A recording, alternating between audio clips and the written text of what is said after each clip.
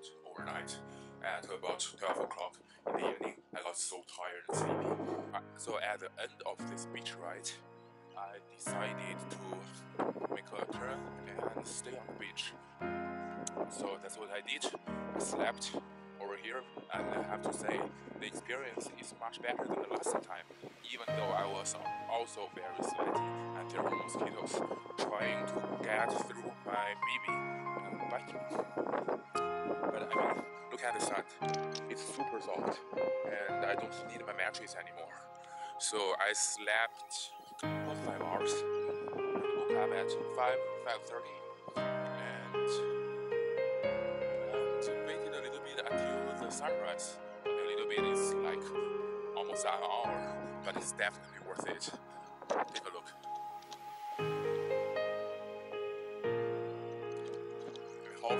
Often you see things like that, right? So I still got like 120 or 150 kilometers away to my next destination, the Pepinao. So it's still early.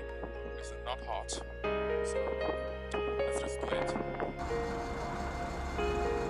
Now it's at 1 p.m. of day 9. And a little bit recap of what happened yesterday. So I woke up in the morning at about 5 a.m.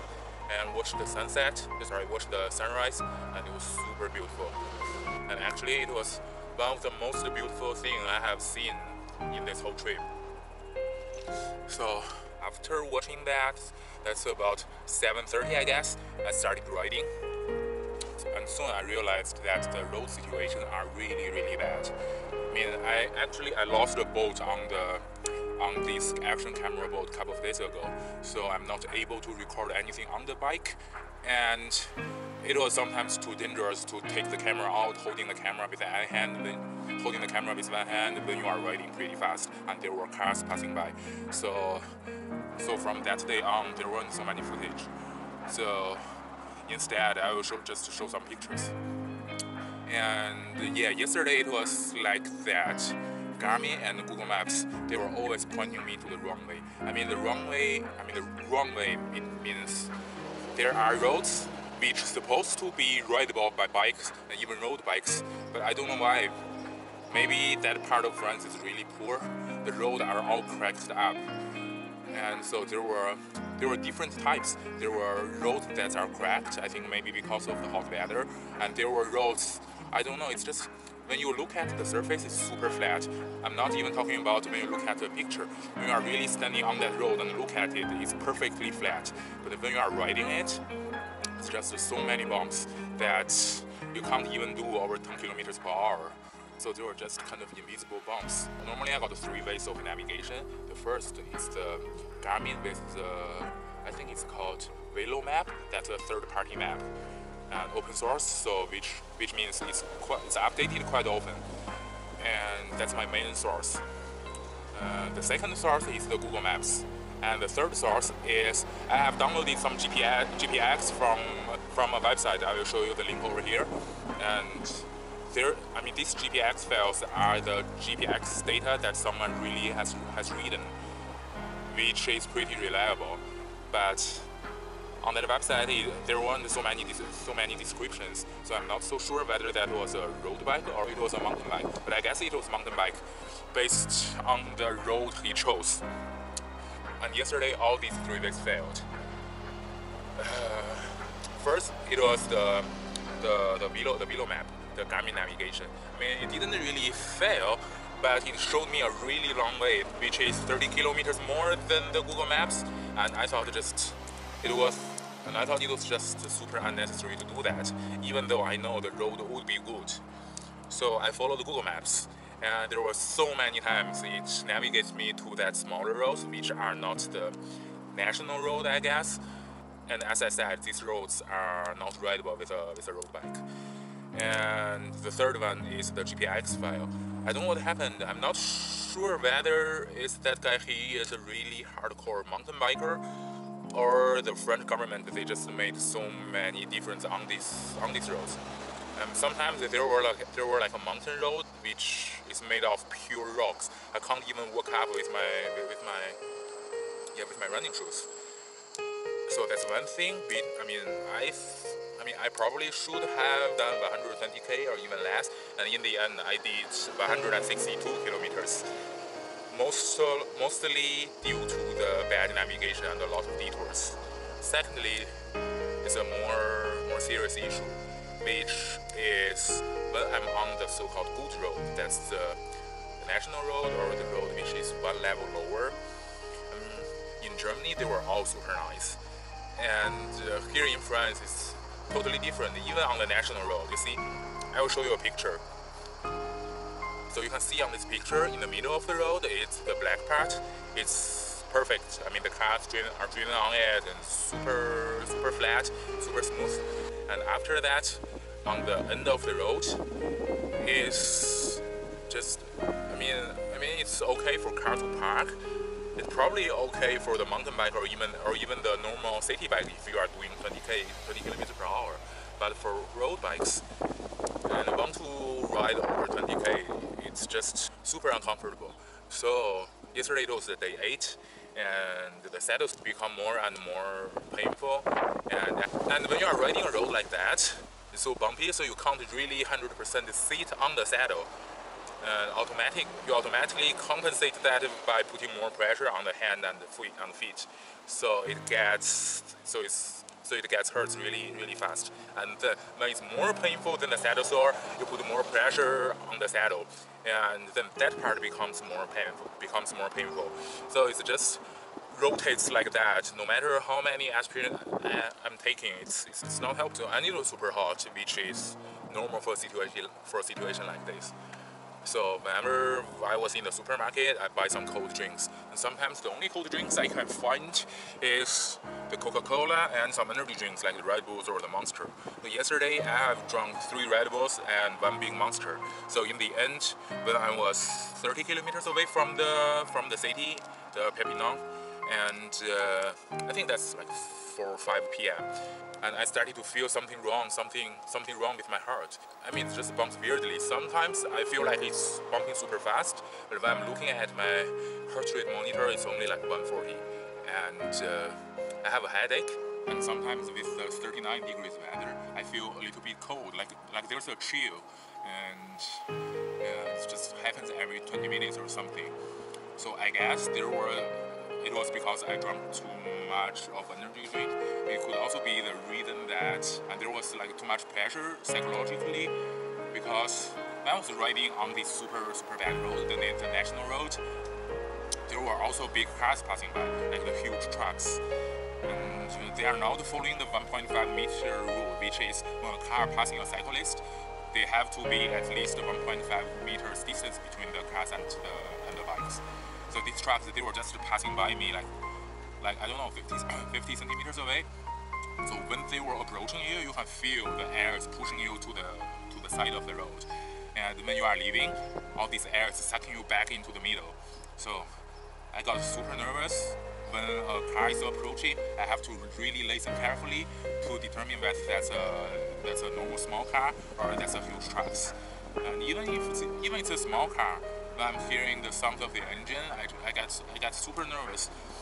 I believe it's sort of PTSD after 7 days of riding, and there have been literally tens of thousands of cars passed by. So anyway, in the end, when I arrived at the city, I decided there's no way I'm sleeping outside or like around. So I just checked in a hotel, which is super nice. I mean, everything is organized perfectly. The reception lady even offered me some ice for my muscle. I mean, everything is nice and it doesn't cost so much. It's actually only like €5 more expensive than the camping ground, because I realized in this part of France, the camping ground near the sea, near the beach, they were just operated by a very big company, and the camping grounds are really nice. They have a huge pool, they have the water slide, everything is very well organized. But the price during this time, which is the highest season, cost about €55 for a pitch, which is big enough for 1 car and two person. Plus, you have to book it for at least 7 days. So for me, camping ground is not an option anymore. And this hotel, as I said, is only like 60 euros. And so I took a shower, I slept for full 8 hours without the help of melatonin. But yeah, because I was super tired, so I wasn't able to wash my kit, and everything is still sweaty and smells really bad. Yeah, that's what happened today. So I feel like it was the most difficult for me during all my cycling career. I don't know if I should call it a lonely ride for like, I don't know, 5,000-6,000 kilometers, I guess. But anyway, it's just, yeah, very difficult. Partially because of myself. I mean, bad navigation or not like not prepared enough. Partially because of the, I don't know, should I say the government that they build a road? Oh, that's really hurt. Yeah, so that was it for yesterday, and I woke up today at day 9. I woke up super late. I mean, late means I wanted to wake up at 5 and take a shower and doing some other stuff and start my breakfast at 6 a.m. At 6:30 I'm able to go because I really want to avoid this hot weather. But instead I woke up at 7:30, and so I know there's no way I can reach the foot of Pyrenees before it hits 38 degrees. So I just took a very long and comfortable breakfast. And by the way, the breakfast in the hotel is also nice. So after the breakfast, I started riding. And first in the morning, there's not so much traffic, even though there are still some roads which are like yesterday. But I was able to ride a little bit in the middle, basically on that good part, without worrying about being hit by a car. And after a little bit of that, I arrived at the town at the foot of Pyrenees and started climbing, which is, I don't know, way easier than I thought. First, I mean, when you are listening to the name of Pyrenees, I mean, the Tour de France and all this pro suffering, it's true. But I think I chose a road which is just, I would call it a hill instead of the Pyrenees mountain. I think the elevation is 200 meters or maybe even less. I was climbing, so at the top of that hill, there was a very touristy town, and at least it was touristy today. So all the cars who are trying to get into that town are driving super slow. So basically there was a huge traffic jam, starting from the foot of the mountain, and basically they are stopping there. So I was passing them by at the right side of them, and yeah. So one thing is I'm not worrying about the cars driving super fast beside me and hit me. So. And another thing is, I think there are like at least 200 cars that I have passed by. And with all these drivers, when they are being so bored, stuck in the traffic jam, so the only thing they can do is watch you suffer. You really have to put out some effort. So I was doing like 270 watts all the time without stopping, even though it was super hot, my back hurts, my leg hurts, I want to drink some water, but I know they were watching me, and I have to show them how strong a cyclist is and make them feel bad. I mean, it's a joke, but you get my point. I climbed to that town, then arrived at the border of Spain. From there on, it was all downhill with a road called N11, which is super wide. I think it's at least a full race and super smooth. There's very wide shoulders, at least 2 meters all the way.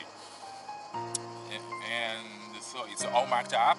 So every kilometer you see a sign, N11, 775, 774. I don't know where does it start, but it seems like it goes all the way to France. That's what I just did. So now I'm stopping at a little like stony chapel or something in Spain, which has a little bit of shadow. And today there's another 50k. Yeah, it's a little bit past 1 p.m. There's a little bit more than 50k to ride until I hit the Camp de Girona, which I guess should be really easy. And probably I'm even able to get some sightseeing in Girona, or go to some Spanish restaurant, get some tapas. I don't know, one more day to Barcelona. I mean, another 150k, so I'm resting today in Girona, and tomorrow I'm going to do the Girona-Barcelona. I have read some blogs, like a lot of people, they are taking the train from Girona to Barcelona. I'm not sure why. Maybe because there were so many traffic, or some other reasons. I'm not sure. But even with the traffic, I think I'm gonna do it. I mean, it's the last 100K, so I'm just gonna drink some water, lie down here for another, let's say, 5 minutes, and start riding. Yeah.